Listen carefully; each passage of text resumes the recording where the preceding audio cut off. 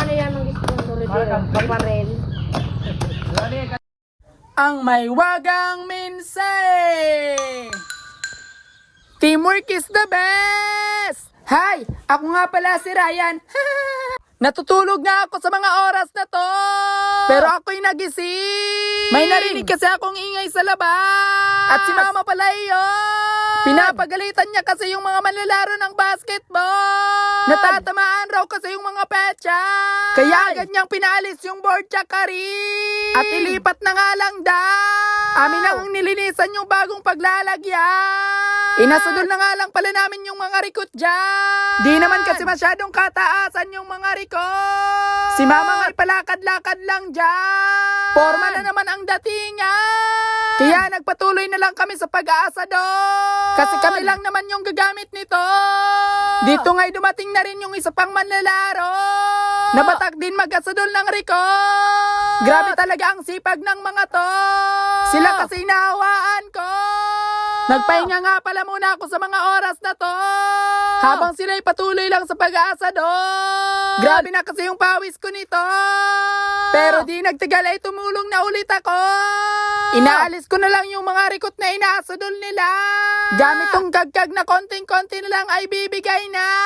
Pero kahit pa paano ay nakadadara pa rin ang rikot. Mapagalo na nga daw. Natanggal na nga pala nila dito yung board tsaka ring. At sobrang saya na naman nila. Nandadaanan naman sila ng camera. Lalo na tong isang naka-uniform pa. Tumulong na nga rin pala sila dyan magtanggal ng rikot. At nabilib sila sa kagkag na gamit. Flexible daw kasi. Pero kahit pa paano ay malaking tulong pa rin daw ito.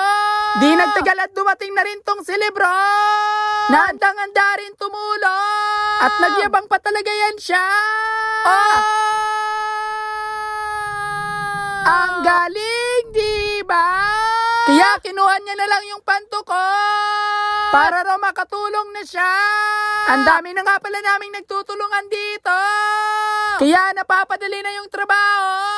Ganyan talaga kasi kapag lahat nagtutulungan. Amin na nga kinakabit dito yung ring tsaka ball. Habang yung iba'y tinatanggal yung tira-tirang rikot. Para naman mas malinis pa yung aming paglalaruan. Naikabit na nga pala nito yung brace sa kabila.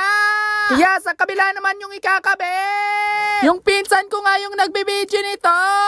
At may paganto pa talaga siya. Human drone yan. Dito nga inaalis na nila yung maliliit pang dumi. Habang ako'y nagpapahinga. Na parang ang daming ambag. Pero madami naman talaga. Amin ang natapos yung mini basketball court namin. Kaya agad rin namin itong nilaruan.